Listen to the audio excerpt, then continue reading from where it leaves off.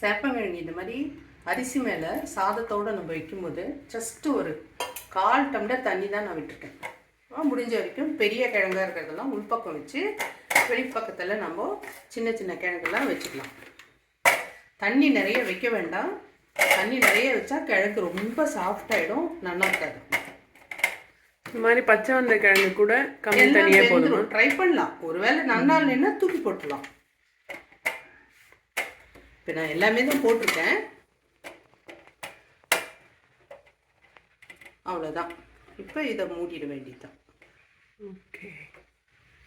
இல்லை, சாதம் வச்சுருக்கேன். சாதம் வச்சுட்டு அது மேலே வச்சுருக்கேன். செப்பரேட்டாக குக்கர் வச்சாலும் இவ்வளோ தண்ணி வைக்கணுமா? ரொம்ப இதே அளவு தான். செப்பரேட்டாக வச்சாலும் இவ்வளோ தான்.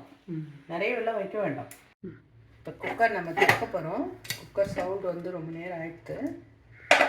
இதோ பாருங்கள், நல்லா வெந்திருக்கு. இதோ அழுத்தி காட்டுறேன் பாருங்கள். இதோ சாஃப்டாக நல்லா வெந்திருக்கு. இதோ அழுத்தினா இருக்கிறத பார்த்தீங்களா? அவ்வளோதான். இப்போ இதை எடுத்து உரித்து பண்ணணும். இந்த மாதிரி சுத்தமான தண்ணி எடுத்து இதில் இந்த 2 காயை போட்டோம்னா சீக்கிரமாக ஆறி போயிடும். உரிச்சிக்கலாம். நமக்கு கை பொறுக்கிற சூடு ஆன உடனே இந்த மாதிரி உரிச்சு எடுக்கணும்.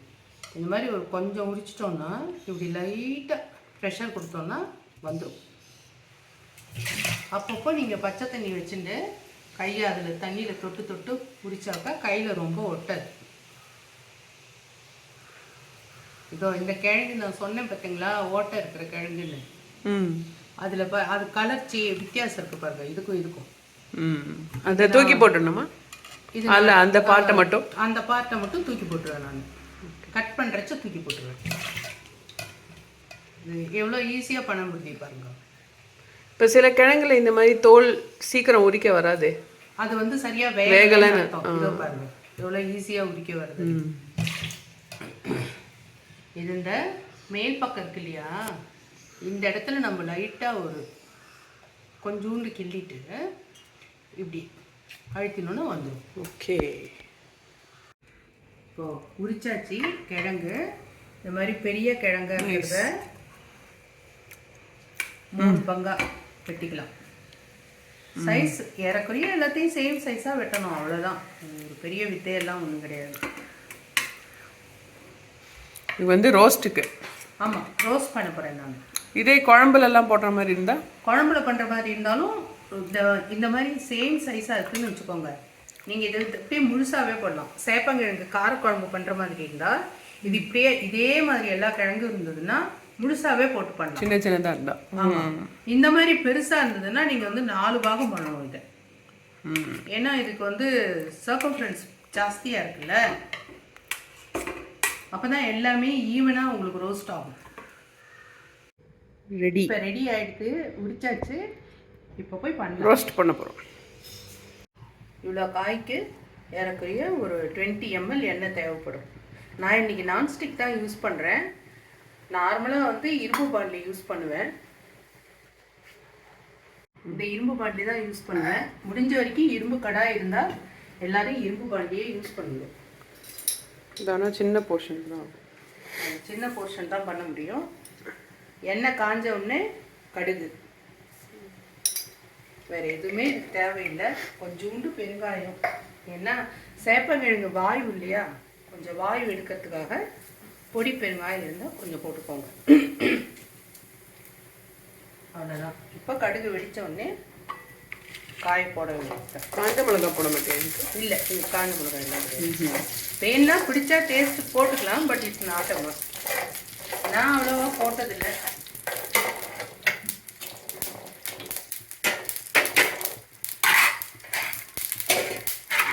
கடுகு வெடிக்கிற சத்தம் கேட்கறது பார்த்தீங்களா?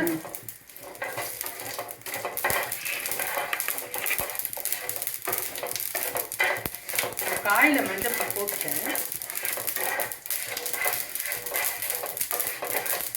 கடுகு இப்படி 3/4 வெடிக்கிறத போட்டால் எல்லாமே வெடிச்சிடும், தானாகவே வெடிச்சிடும். இப்போ இதுக்கு உப்பு, காரப்பொடி எல்லாமே நம்ம போட்டுருக்கோம். உப்பு போட்டு கொஞ்ச நாளைக்கு கழித்து கூட காரம் எவ்வளோ 1 ஸ்பூன் 1.5 ஸ்பூன் தேவைப்படும் இதுக்கு. 1.25 ஸ்பூன். இந்த ஸ்பூன் பாருங்க சின்னதான்.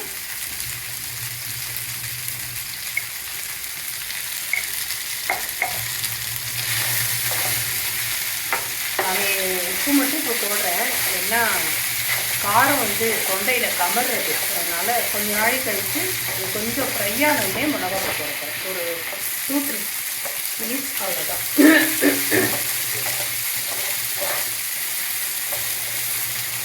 என்ன பண்ணணும்? அவ்வளோதான். இது எல்லாம் ஓப்பனாக விடணுமா? ஓப்பனாக விடலாம். காரப்பொடி போட்டு வேணால் கொஞ்சம் நாளைக்கு அளவான மூடி இருந்தால் மூடி வச்சா அப்படியே ஃப்ரை ஆகும். நல்லா கொஞ்சம் கம்மி எண்ணெயிலேயே கூட ஃப்ரை ஆகும். இப்போ பாதி அளவு கொஞ்சம் லைட்டாக ஃப்ரை ஆகிட்டு இதுக்கு ஏறக்குறைய ஒரு சின்ன ஸ்பூனால் ஒரு 1.5லேருந்து 2 ஸ்பூன். நீங்கள் காரம் சின்ன குழந்தை இருந்தால் கம்மியாகவே போட்டுக்கோங்க. நாங்கள் எல்லோரும் பெரியவாங்கிறதுனால நான் ஒரு 1.5 ஸ்பூன் காரப்பொடி போட்டுருக்கேன். ப்ளெயின் காரப்பொடி. அவ்வளோதான். போட்டுட்டு மெதுவாக இப்படி திருப்பி விடணும், காய் ரொம்ப உடையாத மாதிரி.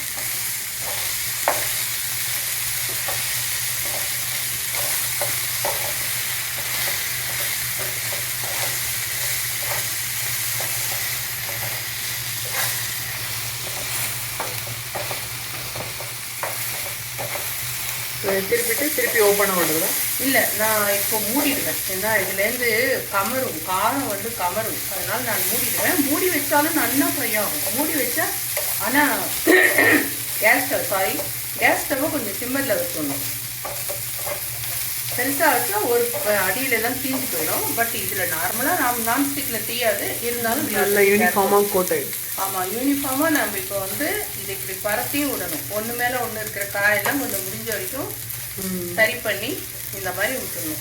அப்புறமா நம்ம இந்த மாதிரி மூடிட்டு ஒரு 5 மினிட்ஸ் கழித்து பார்ப்போம்.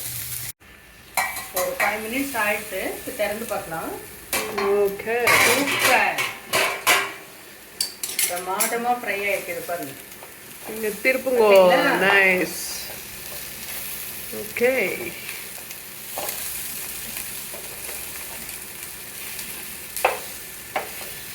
இப்போ அடுத்த பக்கமும் ஃப்ரை பண்ணுமா? அப்படி நம்ம ரொம்ப நல்லா ஃப்ரை வேண்டியவங்க இன்னொரு சைடும் ஃப்ரை பண்ணலாம். ஆமாம், வேணா வந்து நம்ம இதை பாதி ஃப்ரை பண்ணது பொறுமையாக திருப்பி வச்சு மறுபடியும் ஃப்ரை பண்ணலாம். பட் அப்படி பண்ணணும் இல்லை, இதுவும் ஒரு taste. Half soft half fry. ஆமாம், நாங்கள் வந்து இந்த மாதிரி தான் சாப்பிடுவோம், எங்களுக்கு பிடிக்கும். ஓகே, அவ்வளோதானா? அவ்வளோதான். இன்னும் ஒரு 2 மினிட்ஸ் விட்டு சாப்பிட வேண்டியது. Super, yummy. எஸ், சேப்பங்கிழங்கு ஃப்ரை. இது வந்து உங்களுக்கு எல்லாருமே வயசானவா, டயபெட்டிஸ் இருக்கவா எல்லாம் கூட கொஞ்சம் சாப்பிட்லாம். ஏன்னா இது கொஞ்சம் கம்பேர் டு உருளைக்கிழங்கு இதில் நிறைய ஃபைபர் இருக்குது. ஸோ ரொம்ப கில்ட்டி ஃபீலிங்கெல்லாம் இல்லாமல் எல்லாருமே கொஞ்சம் சாப்பிடுங்க. ஒரு அளவாக சாப்பிட்ணும், அவ்வளோதான். டாஸ் பண்ணாலும் ஃப்ரைக்கு ரொம்ப நல்லா வரும். இது வந்து நம்ம ஃபோட்டோகிராஃபர், நம்ம டாட்டர் வந்து என் பொண்ணு வந்து பண்ணிட்டு இருக்கா. ஏன்னா எனக்கு டாஸ் பண்ண பயமாக இருந்தது.